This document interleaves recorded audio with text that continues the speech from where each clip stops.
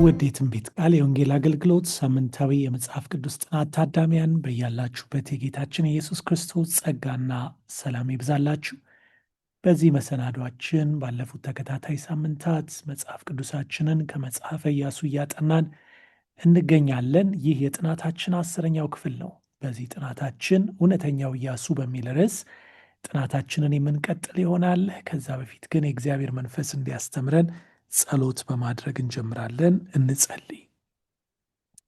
እግዚአብሔር አፍቃሪ አባታችን እጅግ አድርገን እናመሰግንሃለን። አንተ በምሕረት ባለጸጋ የሆንክ አምላክ ስለሆንክ፣ ስለምትረዳን፣ ስለምትደግፈን፣ በሁሉ ተንከባክበህ ደግሞ ለዚህ ጥናታችን ስላደረስከን ተመስገን። አሁንም አንተ እንድታስተምረን፣ እንድትመራን፣ ወደ እውነት ሁሉ በመንፈስ ቅዱስህ እንድታደርሰን እንጸልያለን። በምናጠናበት ጊዜ አንተን የበለጠ እንድናውቅህ፣ ፈቃድህን እንድንረዳ፣ ለእኛም ሕይወት ባለ ዓላማ መመራት እንችል ዘንድ እንድትረዳን እንጸልያለን። ሁሉ እንደ ፈቃድ ይሆንልን በጌታ በኢየሱስ ክርስቶስ ያውና ዘላለማዊ ስም አሜን። እንግዲህ በዚህ በኢያሱ መጽሐፍ ጥናታችን በዚህ በ10ኛው ጥናት በመሪነት ይዘን የምንጀምረው ጥቅስ 1 ቆሮንቶስ 10:11 ይሆናል። ይህም ሁሉ እንደ ምሳሌ ሆነባቸው፣ እኛም የዘመናት መጨረሻ የደረሰብንን ሊገስጸን ተጻፈ ይላል ሐዋርያው ጳውሎስ ለቆሮንቶስ ሰዎች በጻፈው መልእክቱ።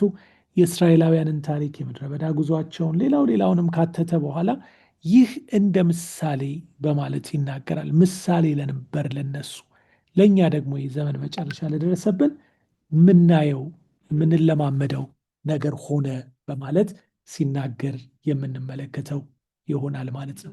እንግዲህ ያንን ምሳሌነት ነው የበለጠ በዚህ ጥናታችን የምንመለከተው። በአምስቱ የሙሴ መጽሐፍትና በኢያሱ መጽሐፍ ውስጥ የተገለጠውን የኢያሱን የሕይወት ታሪክ በሁለት የተለያዩ ነገሮች ተደጋግፎ የሚቀርብ ሆኖ እናገኘዋለን። በሁለት ተደጋጋፊ ነገሮች ውስጥ ይህ የእሱ ታሪክ ሲቀርብ እንመለከታለን። ይኸውም እንደ ታሪክና እንደ ምሳሌ ሊወሰድ እንደሚችል ከዚህ ክፍል ላይ ማየት እንችላለን። አዎ ታሪክ ነው። እንደ ታሪክ የታሪክ ዳራውን ይዞ የሚሄድበትን ሁኔታ እናያለን። እንደገና ደግሞ እንደ ምሳሌም ሆኖ ደግሞ የሚያሳየውም ነገር እንዳለ እናያለን።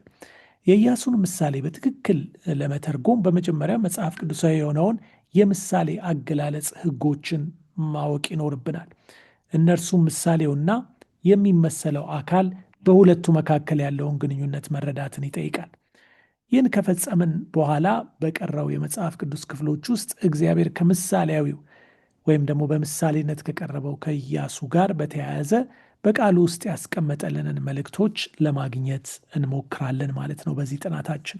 ስለዚህ በመጀመሪያ በመጽሐፍ ቅዱስ ውስጥ በአካልና በጠላ በምሳሌና በመመሰል የቀረቡትን እናያለን። ምሳሌያዊነት ምንድን ነው የሚለውን እናያለን። ቀጥለን ደግሞ በዚህ በምሳሌያዊነት የሚቀርቡ የተለያዩ አይነቶች እንዳሉ እናያለን። በመቀጠልም የኢየሱስን ተምሳሌትነት ወይም ደግሞ ጥላነት እንደ ጥላ ሆኖ የሚያሳየው አካል እንዳለ እናያለን። ኢያሱ እንደ ጥላ፣ እንደ ተምሳሌት ማንን እንደሚወክል፣ እንደዚሁም ደግሞ ኢየሱስ እንዴት የቤተ ክርስቲያን ተምሳሌት ሆኖም እንደቀረበ በማየት ጥናታችንን እንቋጫለን። እንግዲህ መጽሐፍ ቅዱሳዊውን ምሳሌያዊነት ወይም ደግሞ ተምሳሌት በምናጠናበት ጊዜ ምንድን ነው ይሄ ተምሳሌት የምንለው ወይም ምሳሌያዊነት ምንድን ነው የሚለውን ጥያቄ በማየት እንጀምራለን። ለዚህ ነው በመግቢያችን ላይ ወዳየነው ጥቅስ የምንመለሰው። 1 ቆሮንቶስ ምዕራፍ 10 ቁጥር 11 ላይ ይህም ሁሉ እንደ ምሳሌ ሆነባቸው፣ ምሳሌ ሆነ፣ እንደ ምሳሌ ሆኖ ተሰጣቸው፣ እኛንም የዘመናት መጨረሻ የደረሰብንን ሊገስጸን ተጻፈ ይላል።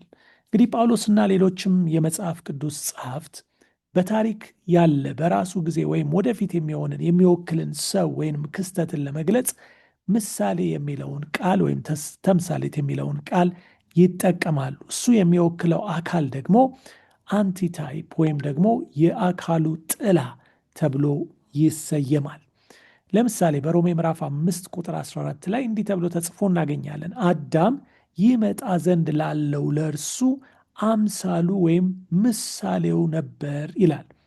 ማን ነበር ሊመጣ ያለው ካልን የጌታችን ኢየሱስ ክርስቶስን መምጣት የሚያመለክት ነው።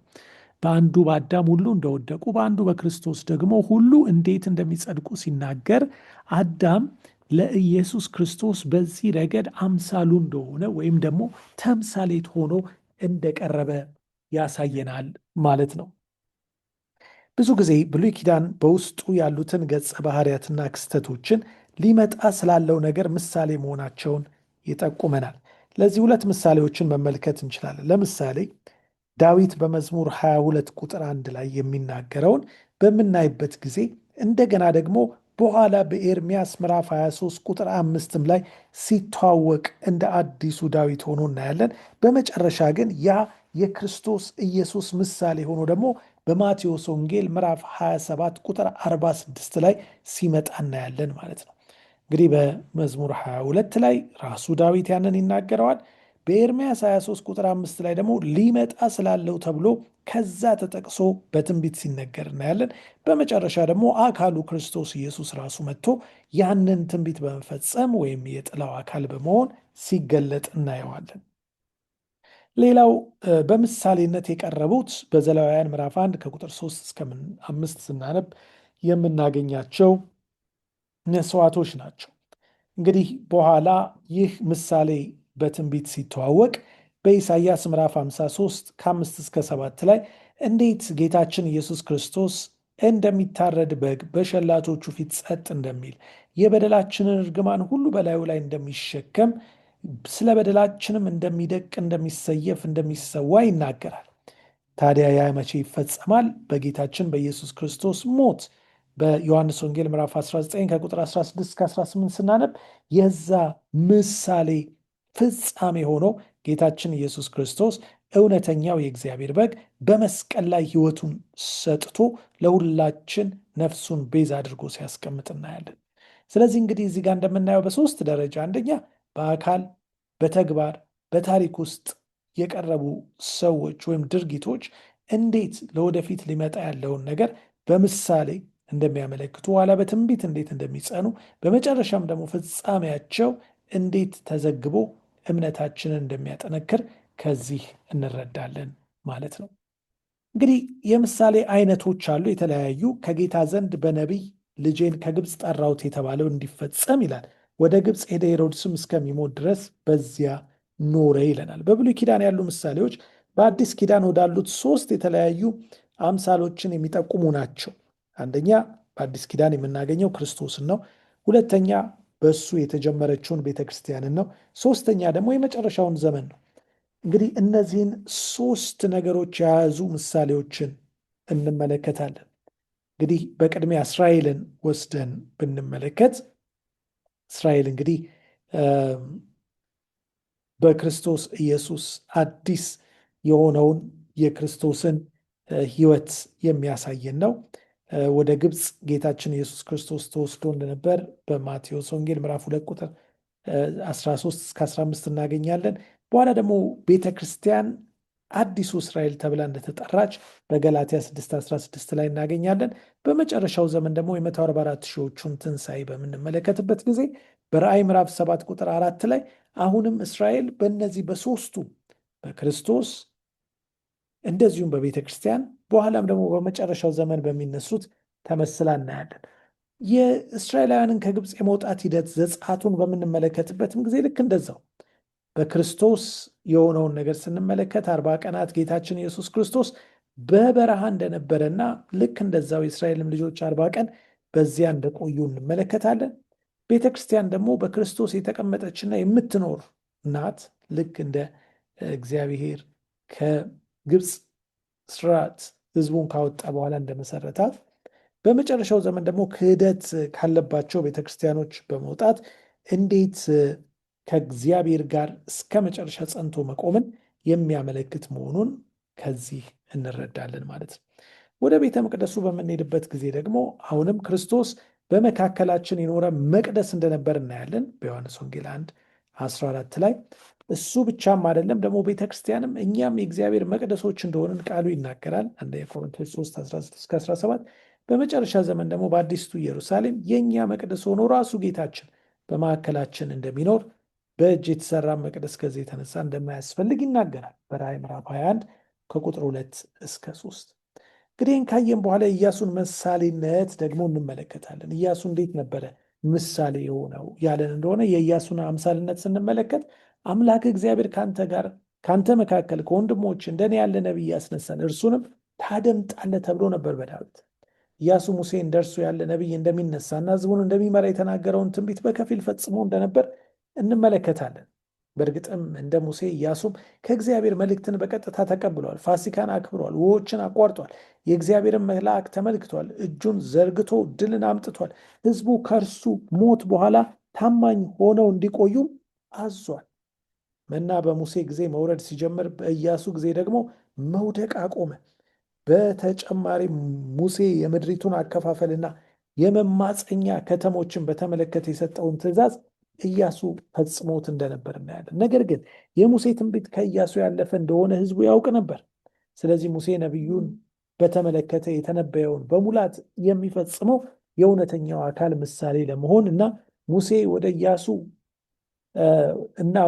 ሙሴና ኢያሱም ሁለቱም ለዛ እንደበቁ እናያለን። ይኸውም እውነተኛው የአካሉ ጥላ ጌታችን ኢየሱስ ክርስቶስ እንደሆነ ከዚህ ክፍል እንረዳለን። እንግዲህ ኢያሱ የማን አምሳል ነው ያለን እንደሆነ እግዚአብሔር እንዲህ ይላል፣ በተወደደ ጊዜ ሰምቻለሁ፣ በመድኃኒትም ቀን ረድቻለሁ፣ እጠብቅሃለሁ፣ ምድርም እና ታቀና ዘንድ ውድማ የሆኑትን ርስቶች ታወርስ ዘንድ ይላል። በኢያሱ የተመሩ ጦርነቶች ዓላማቸው እስራኤላውያንን በተስፋይቱ ምድር ውስጥ ለመመስረት ነበር። ኢሳይያስ የመሲሁን ሥራ ሲገልጽ ውድማ የሆኑትን ርስቶች ለሕዝቡ ማውረስን አጠቃሎበታል። ይህንንም ሲጽፍ በኢያሱ መጽሐፍ ላይ ያለውን ንግግር አገላለጽ በመጠቀም እንደነበር እናያለን። እናም የኢያሱ ስራና ሕይወት በኢየሱስ በሚወክለው አካል ግብርና ሕይወት ውስጥ በምን መልኩ ይንጸባረቃል ያለን እንደሆነ የሚከተሉትን ነጥቦች ልናስብ እንችላለን። ኢየሱስ በዮርዳኖስ ከተጠመቀ በኋላ ከጠላት ኃይል ጋር ተዋግቶ ነበር። 40 ቀናትን በበረሃ ካሳለፈ በኋላ ስራውን ጀመረ። በመስቀል ላይ ጠላትን ረታ። በመንፈሳዊ ጠላቶቻችን ላይ ደግሞ ዛሬም ድል የሚሰጠን አምላካችን ጌታችን እውነተኛ ረፍትም የሚሰጠን በመጨረሻ እሱ እንደሆነ እናያለን። ደግሞ ከማይጠፋው ርስት እንደሚያከፋፍለንም እንመለከታለን ማለት ነው። ስለዚህ እንግዲህ እነዚህ ሁሉ ከኢያሱ ጋር የሚያመሳስሉት የጌታችን ኢየሱስ ክርስቶስ ዋና አገልግሎቶች እንደሆኑ እናያለን። ኢያሱና ቤተክርስቲያንን ደግሞ በምናነጻጸርበት ጊዜ ኢያሱ እንደዚህ ይላል፣ በእርግጥም በጦርነት ውስጥ የተሳተፈን ቢሆን ድሉና የጦርነቱ ባለቤት እግዚአብሔር እንደሆነ እውቅና ይሰጣል። ኤፌሶን 6:12 ላይ እንዲህ ይላል፣ መጋደላችን ከስጋና ከደም ጋር አይደለም፣ ከአለቆች ከስልጣናት፣ እንደዚሁም ከጨለማ ዓለም ገዢዎች፣ በሰማያዊ ስፍራ ካሉ ከክፋት መንፈሳውያን ሰራዊት ጋር ነው እንጂ ይለናል። ስለዚህ እንግዲህ ኢያሱንና ቤተክርስቲያንን ጎን ለጎን አድርገን ስንመለከት ዛሬ በፊታችን ያለው ውጊያ የእኛም ኢያሱ ከፊት ቀድሞ ይመራናል እና አስፈላጊ በሆነው የጦር ዕቃ ሁሉ ያስታጥቀናል። በተጨማሪም በርስታችን ከወዲሁ አከፋፍሎን በመንፈሳዊ በረከቶች ሁሉ ይሞላናል። አዎ ለሱ የሚሳነው የለምና ያም ብቻ ሳይሆን ኢያሱና የመጨረሻውን ዘመን ደግሞ ስንመለከት ነገር ግን የኢያሱ ተምሳሌትነት በሙላት የሚፈጸመው በመጨረሻው ዘመን ነው ይላል። ጠላት ሰራዊቶቹ በሙሉ ሲደመሰሱና እኛ የርስታችን ድርሻ በሙሉ ስንወስድ ምሳሌው ፍጻሜ ያገኛል። ተማምኖን የምንኖርበት ምድርን እንወርሰዋለን ይለናል። እንግዲህ ይህ በኢያሱ በኩል የሆነውን ነገር የሚያሳይ ነው። ያ ቀን እስከሚመጣ ድረስ ኢያሱ እንዳደረገው በጸጋ እያደገን እግዚአብሔር በየዕለቱ እርሱን ወደ መምሰል እንዲለውጠን ወደ እርሱ እንድንጠጋ የሕይወትን ለውጥ እንዲሰጠን ልንፈቅድለት ይገባል። እንግዲህ ስናጠቃልል ጥናታችንን ይህንን በማሰብ እንጨርሳለን። የእግዚአብሔር እስራኤል ወደ ሰማያዊ ከነዓን ሲገሰግሱ መለኮታዊ መሪ ለመሆን ማንኛውም ሰብአዊ ትምህርት የማያስፈልገው አዛዥ አላቸው። ፍጹም የሆነው በሕማም ቢሆን እርሱ ራሱ ተፈትኖ መከራን ስለተቀበለ የሚፈተኑትን ሊረዳቸው ይችላልና ቤዛችንም ምንም አይነት ሰብአዊ ድክመትን ወይም ግድፈትን ባያስተናግድም ከተስፋይቱ ምድር ለእኛ ርስት ይወስድ ዘንድ እንደሞተ ደግሞ እዚህ ጋር እናያለን። እንግዲህ እኛም እንደ ኢያሱ ክርስቶስን በማየት ክርስቶስን በመምሰል በሕይወታችን ሁሉ እርሱን ተከትለን እስከ መጨረሻ አሸናፊዎች ሆነን እንድንዘልቅ እግዚአብሔር በጸጋ ይርዳን። ጌታ ይባርካችሁ።